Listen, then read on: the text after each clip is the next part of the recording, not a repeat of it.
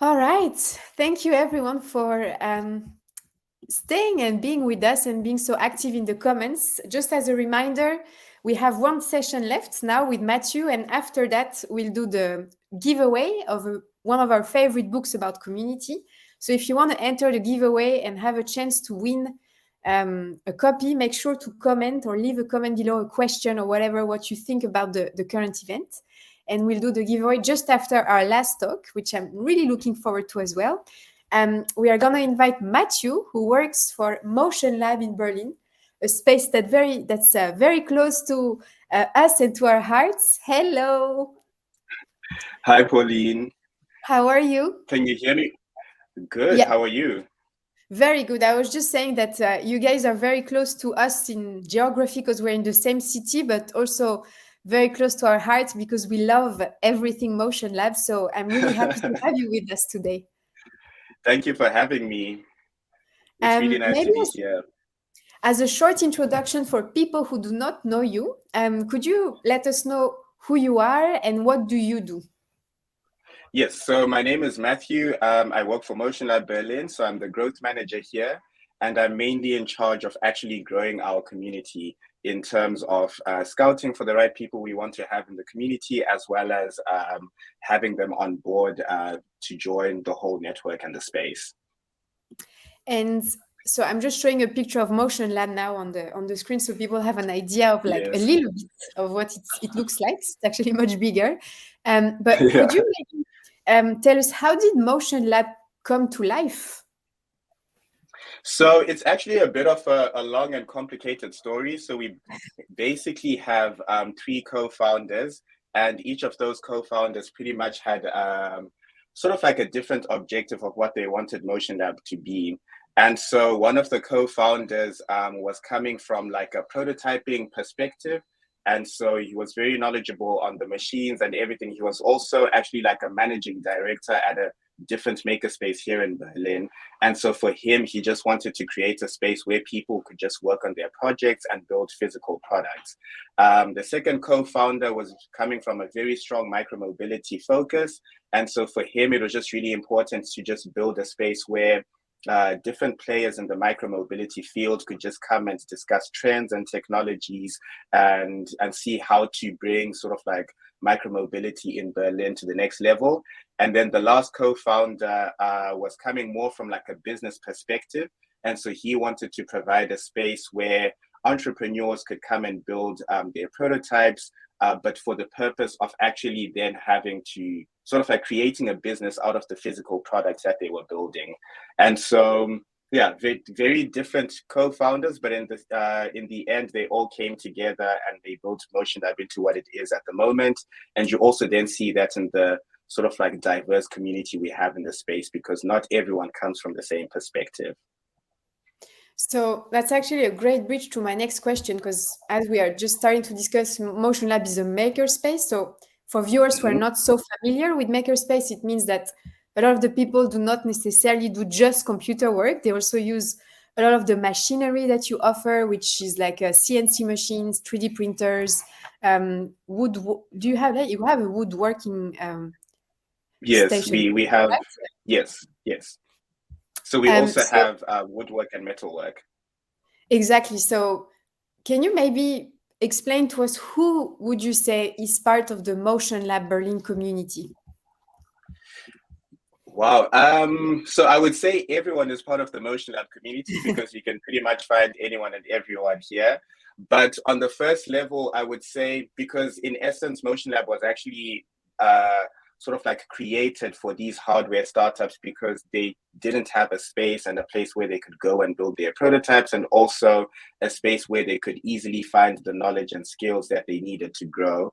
And so on the main level, I would say you'll find definitely like a lot of hardware startups coming from different perspectives. So this could be micromobility, agritech, health tech as well.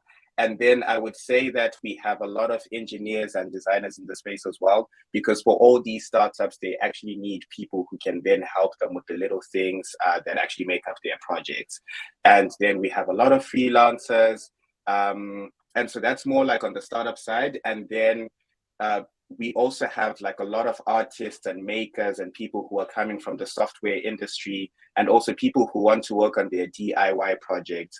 And so that's sort of like what makes the Motion Lab community amazing. The fact that you have people just coming from diverse perspectives, some people from like a professional perspective, some people from a personal perspective, but then they all come together, and that's why we have this diversity in the community. Speaking of diversity, I want to say we have a viewer right now watching you from New Zealand. Yes. And she says that we have hosted one of your members here in our space in Auckland. What a small world. Oh, So, that's it. I feel like I might have an idea who it is, but well, because there we you go. recently had a member from New Zealand, so maybe it's the same person. That's funny. So you know, this in this event, we are exploring today what community means for different co-working spaces and different people around the world. So what would you say community means for you guys at MotionLab.Berlin? So for us, community, I would actually say community is one of the main reasons people come to Motion Lab to be a member. And for us, community is just the ease at which you find the skills and the knowledge that you're looking for. And so what really matters to, because a lot of people, especially in the hard tech space, really struggle to find the skills and the knowledge that they want. But then in our community, we have like different settings where if you needed something from someone, then you can just like send a text to the whole community and say, hey, my name is Matthew. This is the project I'm working on. This is what I'm looking for. And so for us, community just means that we have these interconnections where if you are looking for something within the space, then you can easily find it. And it's also very much on an arrangement basis where people are very much excited. When you join the space, people are excited to know what you're working on. And so the moment that you say, hey, like this is my project, you already have 5 people in the space saying, hey, do you want to meet in the kitchen for a coffee? Because for them, you being in the space also elevates their experience, their Motion Lab experience. And so that's sort of like what community means to us. And what I find really interesting also, and we touched based on that at the very beginning of the event, that you have at Motion Lab different layers of communities, because you have your core community, which is makers who might come maybe every day to work and to, you know, Yes. their projects. But then you also have this outer layer of people who come maybe because they just come for an event or for a workshop. So one of the questions I had for you was, how do you manage all those sub communities, if I can call it this way? Yeah. I would actually say we have 3 communities. So the first community is like your everyday community that has been there from maybe the very beginning. Because from our side, like at Motion Lab, our community works on a project basis, be it startups or artists or makers. So it actually is that they come for a couple of months and then they leave and then they come back when the project is there. So like the people that were part of the community last year, I would say 60% of them are not the same people that are part of the community this year, because the people that are there this year are the ones who are coming for the projects. But so in terms of having these 3 communities, we have the core community, which is the people that have always been there. And actually, we always say this is the most important part of the community, because these are the people that foster the community spirit. And so if there's any dinner happening, these are the people that say, hey, they reach out to the community, hey, we want to have a dinner. We want people to contribute this and this and that. And then they basically keep the community spirit going. And then you've got everyone else who's part of the community who may want to be more involved or less involved, but then that's pretty much up to them. And then we have the wider network, which would be people who are interested in Motion Lab, but are not necessarily members. And so in terms of how we connect these 3 is that we always have sort of like a community barbecue. So this mostly happens in summer, because in winter, it's a bit too cold. But we normally have like these community barbecues that center around a certain event, where maybe we have like an event for 1 or 2 hours. And then after that, we have like an open barbecue with our community as well as the networks. And then that's how they pretty much get to meet. And that's also a great transition to my next questions, because as we know, maker spaces are a bit different in their nature than co-working. Yes. How, besides the barbecue, how do you actually bring people together? What kind of other programming do you have for members to have opportunities to mingle and get to know each other? So it's actually interesting because I had someone ask me a similar question like 30 minutes ago. Oh, And really? Okay. yes, and the interesting thing is that like for us, so we have a combination of like these in-person events and sort of like digital platforms through which community members can meet. And we used to have like these community events like maybe croissants and coffee or beer and pretzels that would bring like community members together. But then the problem is that it only brings people together on the basis of free food. And so you find that someone will come for a croissant, but then they're actually not really interested in getting to know the community, but then they just came because a croissant is there. So you just find that it's the same 10 people that come to these community events. And so what we're trying to do now is to actually foster the sense of community through our online platforms, because that's the easiest way people can meet. Because in our community, you might find that if we have an event at 10 a.m., some people have meetings, some people actually are too busy to actually attend. But then if you foster this community online, then people can meet on their own terms. And so it's just a matter of saying, when you join the space, just make a brief introduction in our Slack workspace. Let us know who you are, what kind of projects you're working on, what brings you to Motion Lab, and if there's anything that you'd like to know. And then based off that, you'll find that several community members will be like, oh, wow, that is super interesting. Do you want to meet in the kitchen for a coffee? Let's discuss this and this and that. And so just by virtue of you joining the space and introducing yourself online, you're actually sort of like opening doors to meeting community members who are like-minded. And do you also connect members in any ways digitally? Yes. So this is actually how we connect members digitally, where Okay. we have an internal Slack workspace with like different channels for different things, and basically all those channels have all our members, and you can then pick which channel you want to sort of like text into based on the kind of knowledge you're looking for or the kind of support you want. And one of the challenges when it comes to managing community, like let's say physically and digitally, is to bridge the two, right? So how do you guys do it? Yes. How do you connect the digital world with the physical space?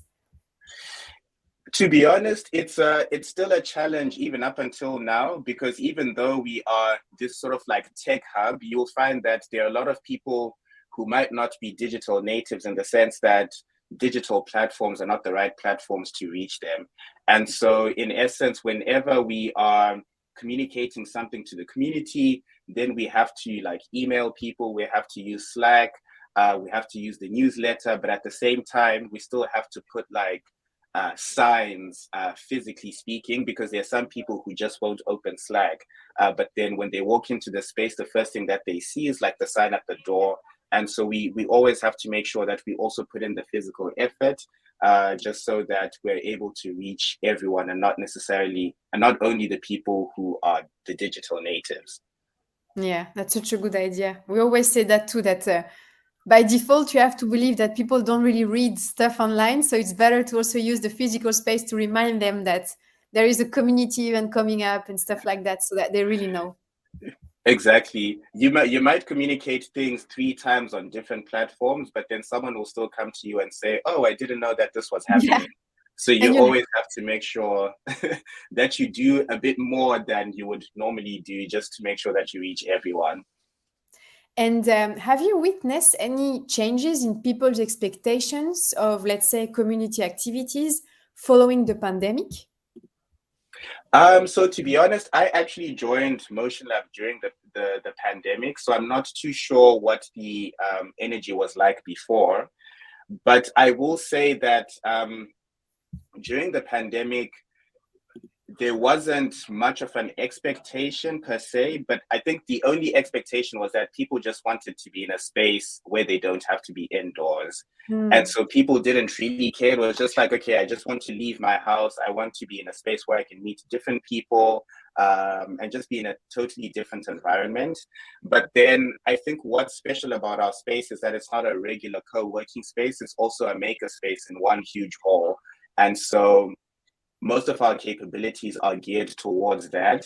And so we then started having like we had to also start catering to our co-workers at some point, because it was like we weren't taking care of them for quite a while. They were there anyways. And then at some point we then said, okay, we need to start, building more co-working capabilities in the space, because actually there are co-workers who come here strictly for that, and so we need to be able to deliver on that service. And so I would say the expectation sort of like came in the sense of people weren't just looking for a space where they can leave their house. They were actually looking for a space that is relevant to what they're looking for in terms of capabilities. And do you measure community in any way at MotionLab.Berlin? Not necessarily. I think from our side, what's interesting is that, like, in a lot of spaces, you find that this community spirit is fostered by the team that runs the space. And we've kind of realized that by trying to do that, we force the community to do things that they may not want to do. And so what we then try to do is to like provide an environment for the community to be able to organize their own things within the space. So these could be meetups, these could be events, but these could also be like, if people want to host a dinner or like or movie night or something like that, then it'll definitely come from the community rather than from us, because they are the ones who know what they want to do. And I also wanted to ask you on that, like, how often maybe do you adapt your community efforts? In what sense?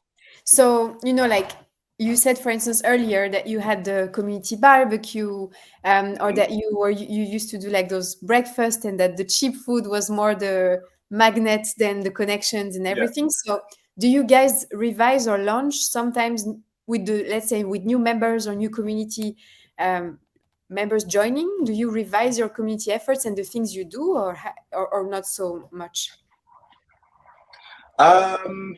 It's so in summer, definitely, because in summer there are more opportunities to just bring people together. Whereas in winter, I think because it's cold, some people just might not show up.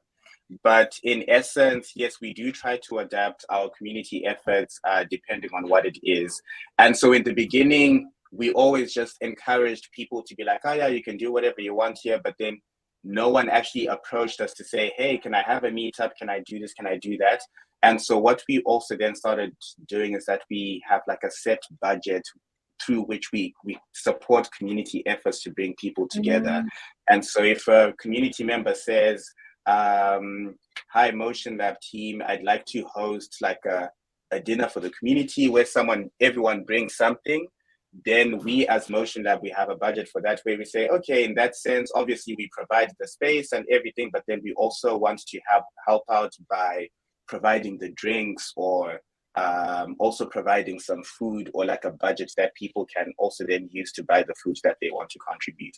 So that's sort of like, those are one of the ways in which we adapt our efforts. So instead of organizing stuff from our side, but then giving the platform for the community to organize their own stuff with our support. And beyond your core community, how do you connect MotionLab.Berlin to its extended community, which is the city of Berlin? So that one is a bit of a tough one, because we find that ideally we would want to connect our community to a community of like a space that is similar. But at the moment, you find that you don't find a lot of spaces in Berlin that are quite similar to what MotionLab has. So it's hard to then find those partnerships where we say, hey, we want to connect our communities. But then, for example, we do have like our own accelerator programs. And what's interesting there is that we're having these knowledge exchanges with like different accelerator programs in Berlin, where maybe they come over and it's like a joint pitch session, and it's like they get feedback from the community, from the MotionLab community, or maybe we go there and then we get like feedback from their community. But then it's like these things that sort of like connect our different sort of like innovation platforms. And I have two more questions for you. So one of them is, what's the one thing you, as Matthew, have learned about community since working for MotionLab.Berlin? I would say that the one thing that I've learned is that you shouldn't force the community to go in a certain direction. Because I find that with a lot of spaces, obviously you have a certain objective or a goal in terms of how you want the space to turn out or how you want the community to be. But then I think my biggest learning from the Motion Lab community is that when you push the community in a direction that they don't want to go in, they will leave. And that's actually the truth. And so I think what's my biggest learning is that instead of pushing people in a certain direction, you should try to create an environment where they can sort of like flourish, and then they come up with their own ideas as to how they want to actually grow and how they want to evolve. Yeah, I really relate to that. And earlier in the presentation, we said like it's not just about doing the space for them, but it's also doing it with them. And I think the Exactly. mindset of doing it with is so different. It's much more difficult and challenging, but it makes such a difference in the way you approach community in general, I feel. Exactly. That's actually a good point, because I find that especially in our community, at least in a lot of spaces, you find that maybe the team wants to foster the community spirit, but may not have the time to actually participate. And I think that's what communities hate, because they're saying, why are you creating this event for us when you're actually not even going to be there?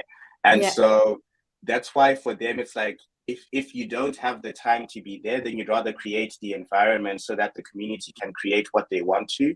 But then if you do have the time, then you'd rather co-create with them, because that's actually what the community wants. They want to feel sort of like this connection with the team as well, and not only with the rest of the community.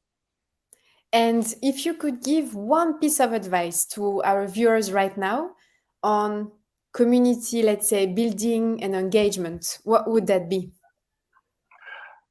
I would say, actually, it's quite simple. I would say get to know the people you have in your community. Yeah, that's And so important. that's pretty much it. Yeah. Because Yeah. when you actually make the effort to get to know the people in your community, they feel valued, and that's what's important. Because without the community, you can't have the space. And so when you get to know them, you actually value the community. Well, thank you for this great piece of advice, Matthew. It was a really nice conversation. We will add the link to your LinkedIn, but also the link to MotionLab.Berlin in the recap of the event. And I would also invite people who pass by Berlin, or if they are in Berlin, to come and visit you guys and see the space, because it's quite amazing. Yeah, I would say if you're passing by Berlin, just make sure that you can actually come and work for like a day. You don't have to stay for a long time if you're only in Berlin for a short time. So you can feel free to come and check us out here at Motion Lab. Oh, I have just one last question. Are you currently taking your meeting from the double-decker bus? Because I remember it's a meeting room. Yes, it is a meeting room. So we actually have some new phone booths. I'm right next to the Ah, bus. I don't know if you can see it. Yeah. yeah, So okay. I that see it. is, yeah, so Okay. I'm like right outside the bus. Because I remember when I Unfortunately, it did, was too full today. okay. Because I remember when I Yeah. did the tour first with Ollie and he showed me the bus and it was a meeting room. I was like, okay, that's quite cool. Yeah. People are always surprised when they see that there's a meeting room on the bus. Yeah. Yeah. Matthew, thank you so much once again. I wish you a wonderful day and I hope to see you very soon in Berlin. When Thank the you so weather, much for having me. yeah, we can meet again. Yes, thank you so much for having me. And yeah, have a good day. You too. See you and say hi to the team Uh, from us. Bye. Definitely will do. Bye.